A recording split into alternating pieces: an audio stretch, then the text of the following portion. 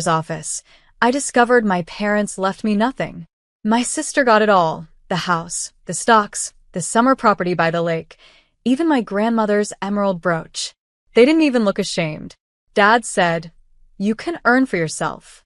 You're capable. She's the chosen one." Chosen. Like this was some divine pageant, and I hadn't even made it past auditions. My name is Serena Knox, I'm 30. And if you think you know how this ends, stay tuned. Because what happens when the family that raised you like a warrior suddenly expects you to bow? What happens when capability becomes the excuse for cruelty? I didn't argue, didn't cry. I simply nodded at the will, folded my hands in my lap, and let the silence speak for me. And then, I canceled everything. The $1,100 auto transfer for Mom's meds. The $800 that went toward Dad's mortgage. The tuition aid for my nephew. The emergency stash they'd tap into every Christmas like clockwork. Gone. All of it. They didn't notice, not at first. They were busy popping champagne with Marissa, toasting her inheritance blessing. But a month later, my phone pinged. Mortgage is due. Can you cover it this month? I stared at the message for a second, then replied, "Not mine." No emojis. No punctuation. Just cold, clean truth. 5 minutes later, she tried calling. I didn't pick up. Some debts aren't financial. Some debts are emotional.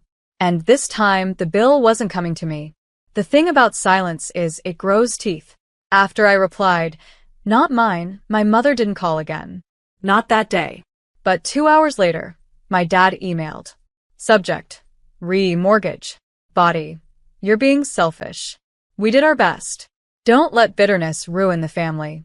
I stared at it for a long time. Not because it hurt, but because it didn't. I remember the nights I'd spent patching this family together like a seamstress on her last needle. Dad's back pain treatments? I paid. Mom's dental implants? I covered. The week Marissa dropped out of college and ran to Cabo, I flew there and dragged her back. But in that lawyer's office, I wasn't a daughter. I was the afterthought. The capable one. The next morning, I walked by the bakery I used to love as a kid and saw Marissa inside, laughing, coffee in one hand, an iPad in the other. She was tapping through house listings, big houses, with porches, pools. She'd inherited everything, and she wanted more. I didn't go in. I simply opened my banking app and clicked freeze on the emergency family account they still had access to. It was $18,340. I transferred it into a locked savings account in my name. Later that evening, a string of texts popped up from Marissa. "Hey, weird, I can't pull money. Did something happen to the account? Mom said you're being vindictive. Please just talk to her." But I wasn't being vindictive. I was finally being fair. And fair, for the first time, felt like peace. Marissa's text stopped after midnight. I imagined her, scrolling through our shared account, realizing every dollar she'd taken for granted was now just numbers locked behind my name. But I didn't do it to punish her. I did it to see who they were without me. 3 days passed. Silence. Then, the phone rang, not my cell, but the landline I hadn't touched in years. It was still plugged in near the entryway. I let it go to voicemail. My mother's voice crackled through the machine like an old radio. "We know what you did, and you're making a mistake. Come to Sunday dinner, and let's talk. You're still family." Still family. Those 2 words, they clung to me like wet fabric. I stared at the family photo above my fireplace. I was 16 in it. Braces. Holding a cake I baked myself. Marissa was already glowing, golden, gifted. My parents had their arms around her. I was nearby. Sunday dinner came. I didn't go. Instead, I booked a cabin 3 hours away. Packed a bag. Drove. Halfway there, I stopped at a gas station and got a message from my old college roommate, Lindsay. "Saw your sister's post. You okay?" Attached was a screenshot of Marissa's Instagram story. It was a picture of my parent house. The caption read, "When your fam tries to punish you, but forgets they still owe $1,200 on last month's credit card bill. Oops." She tagged me. Publicly. That's when I smiled. Because what she didn't know was, I'd already closed that credit card the day before. And the collector? He was calling, but not me. By Monday morning, their silence turned to noise. Missed calls, blocked numbers, emails with subject lines like, urgent, please. We didn't mean it that way. I didn't open a single one. Instead, I watched the balance in their once joint accounts drain into late fees, interest penalties, and default notices, all of which used to land on my desk. Now, not my desk, not my name, not my problem. Tuesday night, as I sat on the porch of my rented cabin watching rain streak down pine needles, I got a text from my father. We were wrong. You're not just capable. You're essential. I stared at it. It was the closest thing to an apology I'd ever gotten from him. But it wasn't really an apology, was it? It was desperation, rebranded. By Wednesday, they started showing up. First Marissa, parked outside my apartment building, pretending to be just in the neighborhood. Then my mother, standing in line behind me at the grocery store, like she didn't drive 40 minutes to get there. She said nothing, just stared at the debit card I pulled from my wallet, the one she used to call ours. I said, without turning, you shouldn't have posted that toast. Her lip quivered. It wasn't meant to hurt you. I bagged my groceries. Then maybe next time don't label me back up. The woman behind us in line shifted awkwardly. The scanner beeped. My mother didn't follow me out. She just stood there, the automatic doors closing between us like a slow, final curtain. And as they did, I realized something. They hadn't just underestimated me. They'd built their lives on the belief I wouldn't walk away. But I had. And the silence was finally mine. By Friday, I knew they'd run out of options. That's when Ezra showed up at my door. Not with his usual swagger, no gold watch, no smug grin, just him, in a wrinkled hoodie, clutching a grocery bag like it was a peace offering. I didn't invite him in. He stood on the doormat, shifting awkwardly. Can we talk? I leaned on the frame. Depends. Is this about the house, the car, or the canceled party venue? He laughed nervously. You made your point. I wasn't making one, I said. I was just correcting a long-standing miscalculation. He paused. They're scared. Dad's worried about foreclosure.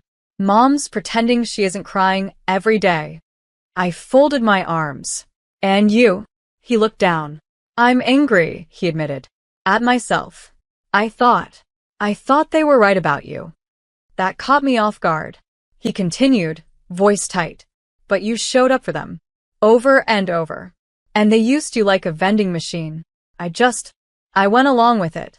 For a moment, I saw the brother I remembered. Not the golden child, just the kid who used to sneak me half his Halloween candy. I let the silence stretch. Then I said, gently, they taught us one of us had to lose for the other to win. They were wrong. He nodded. So, can we fix this? I glanced past him, toward the street where Mom's car idled. Only if you walk away from their version of winning. He turned to look, then slowly stepped back, away from the house. Alone. And for the first time, maybe ever, that felt like a beginning, not a betrayal. 3 days passed. Ezra didn't come back. But someone else did. At exactly 9:12 a.m. on a cloudy Wednesday, I opened my front door to see my mother standing there. Not with groceries. Not with guilt. With a clipboard. Let's be civil, she said, without a hello. I brought documents. Legal ones. I stepped aside, not to let her in, but to make sure the neighbors saw I wasn't the one causing a scene. She held up the folder. A repayment proposal, she explained. You'll get your money back. Gradually. We can't do everything at once. I raised an eyebrow. I never asked for repayment. Well, she sighed, lips tightening, you've made things quite difficult. You cut the utilities. Canceled the fundraiser bookings. Pulled out of Ezra's co-signed lease. I pulled out of your expectations, I said, coolly. The rest was just math. She blinked. I continued. You built a house of cards with my name at the bottom. I just stopped holding it up. Her voice dropped. You owe this family, she hissed. Everything we've done was to protect your brother's future. I folded my arms. And what about mine? A silence followed. Heavy. hollow. Then she softened a practice move. "We can start fresh," she whispered. "If you just come home." I looked her dead in the eye. "I am home," I said, pointing at the ground beneath me. "This one's mine. Paid with real sweat, not stolen favors." She left the clipboard on the porch. No goodbye. As I closed the door, I noticed the fine print on the document. Condition: no further public discussion of family matters. I smiled. They weren't trying to pay me back. They were trying to shut me up. The clipboard sat on my porch for 2 days. I didn't sign it. Didn't move it. Just let the rain warp the edges. By Friday morning, a courier showed up with an envelope, certified mail, signature required. Inside, a letter from their attorney. "This is a formal notice requesting you cease public statements regarding family matters. In exchange, repayment of funds will begin immediately.